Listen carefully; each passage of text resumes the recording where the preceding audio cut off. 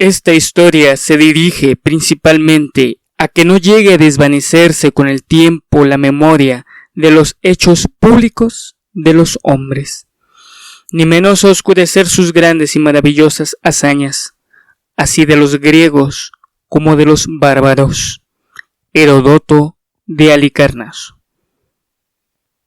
Con estas palabras inicia su libro El padre de la historia. En este párrafo se condensa la esencia del historiador. Es el mandato de nuestra labor, y esto es Lechuza de Atenea.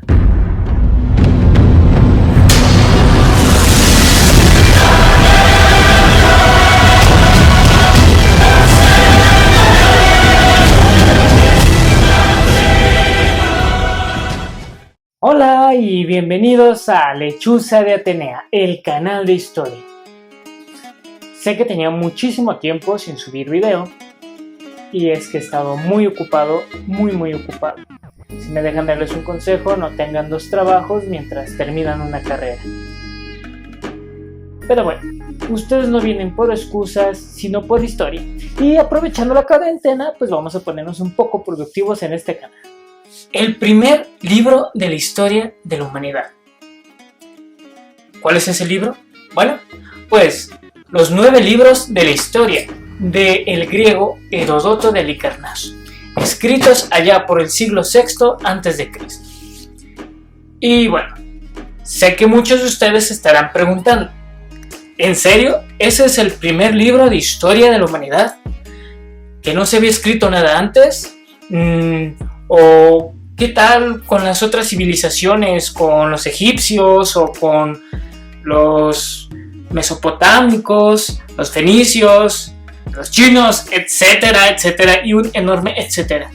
Bien, bueno, es cierto, ellos habían escrito cosas históricas de sus pueblos, pero no es propiamente historia. Y voy a explicarles por qué. Para contestar esa pregunta, es necesario explicarles la diferencia entre un relato y la historia. El relato narra una sucesión de hechos que, si bien pueden ser reales, se van mezclando con la mitología, las leyendas y la fantasía.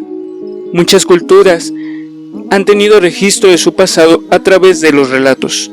Sin embargo, en ellos aparece siempre la intervención de los dioses o espíritus, ya sea en su totalidad o parcialmente. Esos relatos pueden ser los mitos de la creación, las epopeyas de los héroes o semidioses, cuyas hazañas y decisiones dieron como resultado un linaje real, el nacimiento de un pueblo o de una nación. La historia es de los hombres, sí, pero sobre ellos pesa un poder superior. Es una práctica que se ha dado en todas las culturas y todos los tiempos sin excepción, incluso en nuestra cultura moderna. Si no, pregúntenselo a los reptilianos. Where are we from? Why are we here? And most importantly, where are we going? La historia, por su parte, intenta contar los hechos desde una visión racionalista y completamente humana. En la historia, el poder de los dioses desaparece por completo, y si llega a manifestarse lo hace como una anomalía o como el testimonio de una persona, pero no como un hecho comprobado. O, dicho en palabras del historiador José Luis Romero, la historia es cosa de humanos y por tanto buscamos que tenga explicaciones humanas. Explicado esto, regresemos al primer libro de historia de la humanidad. Regresemos a los 9 libros de la historia. En fin, este libro trata de la guerra que hizo el rey Jerjes I contra los estados griegos Esparta y Atenas. Este libro se compone de 9 tomos y cada uno de los tomos tiene el nombre de una de las musas griegas. Ya saben, estas que salen cantando en Hércules. Somos las musas, diosas de las artes que proclaman a los héroes. Voy a explicarles de qué trata la obra y de qué se trata cada uno de estos tomos. Y desde aquí hago alerta de spoilers. Sí, de un libro de más de 2000 años de antigüedad. No cuenta como spoiler, la neta.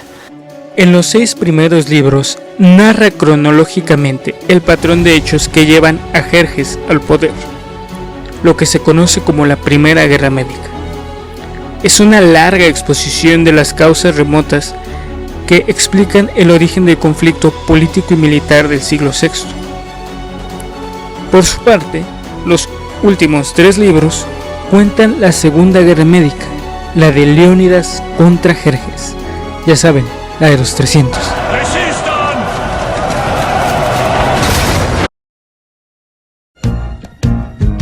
En el libro primero, presenta las causas de las guerras médicas. Expone diversos conflictos míticos como la famosa guerra de Troya, pero se mantiene distante y se concentra en la historia de Creso, rey de Lidia. Este segundo libro habla de los viajes de Heródoto por Egipto y el norte de África, y de todas sus costumbres, creencias, tradiciones, cosa que él admira bastante. De los libros 3 al 5, habla de las conquistas persas en Egipto y otras regiones mediterráneas hasta llegar a Grecia. El sexto libro narra la primera guerra entre persas y griegos en el famoso desembarque del Ática. El séptimo libro va sobre el ascenso de Jerjes al poder, y es en este capítulo donde se narra la famosa batalla de los 300. Ya saben, a los espartanos geniales que van partiendo madres a todo lo que Jerjes les envía. ¡Alto! Excelente inicio. ¡Aú!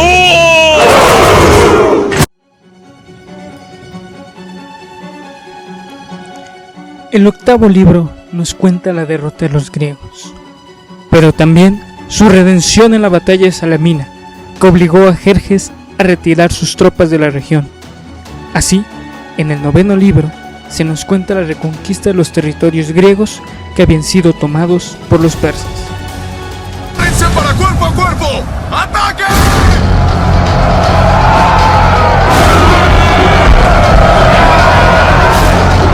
¡Tu padre te observa! ¡No se guarden nada! ¡Gánense la gloria! Y ahora lo que sigue. ¿Por qué este libro es tan importante? ¿Por qué es el primer libro de historia de la humanidad? Bueno, eso ya lo dejamos claro. Pero ahora vamos a centrarnos en otro aspecto. ¿Quién lo escribió? Heródoto es el padre de la historia. ¿Y por qué? Bueno, fue el primero en establecer un método y un tópico que se repetiría a lo largo de los siglos.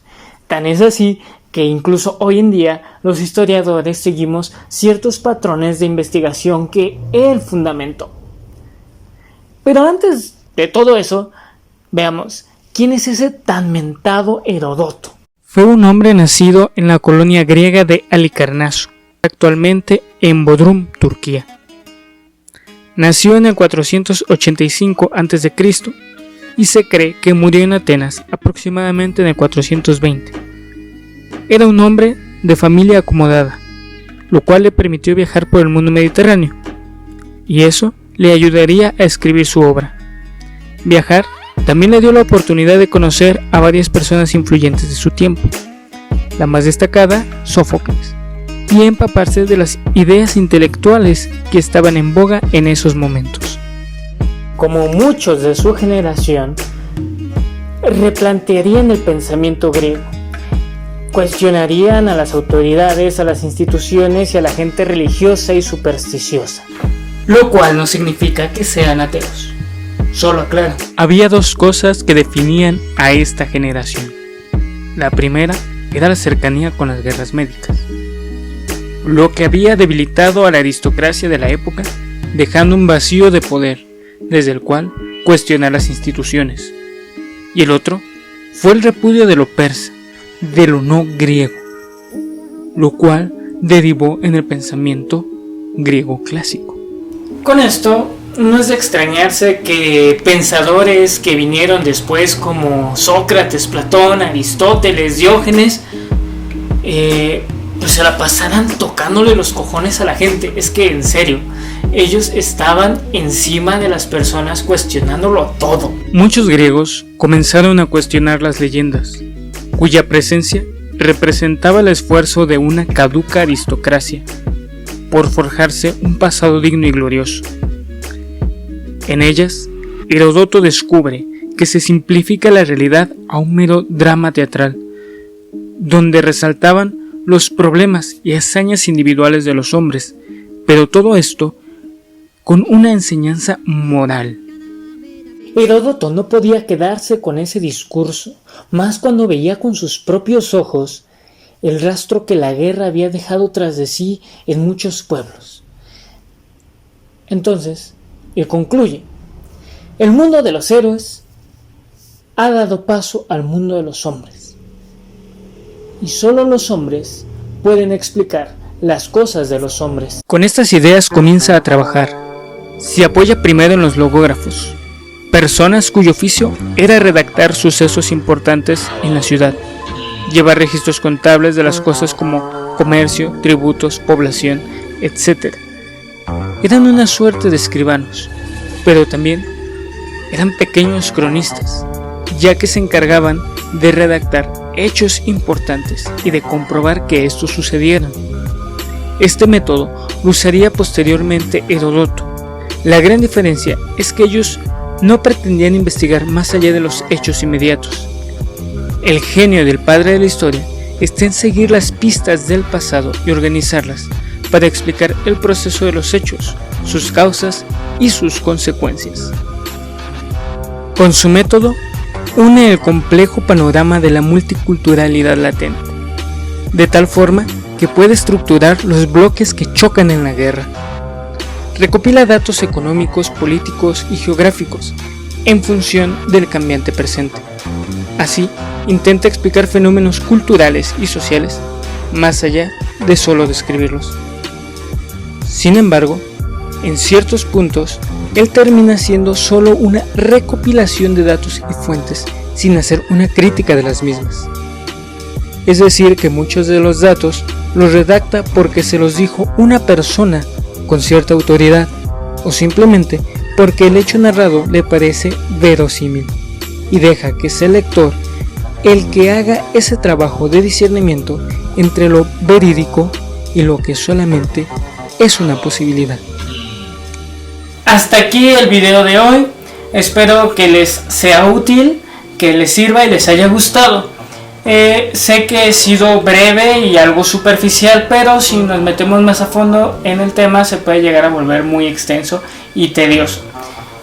Para quienes estén más interesados en conocer sobre este tema, les recomiendo el libro de Heródoto a Polibio, de José Luis Romero. Bueno, para los más aventados, pues les recomiendo leer directamente los 9 libros de la historia de Heródoto. Lo encuentran muy fácilmente en cualquier editorial. Para los que lo quieren en físico, está en Purrúa, en fin, hay varias. Si no, pues está el link también en la descripción, lo dejé en el video pasado. También les invito a que me sigan en mis redes sociales, en Facebook como Lechuza de Atenea, en Instagram como Atenea Lechuza y en Twitter como Lechuza Atenea. En mis redes sociales, sobre todo en Facebook e Instagram son las más activas, pues subo links para que descarguen PDFs, datos históricos interesantes, memes, en fin, hay variedad, hay para todos, lo que les guste.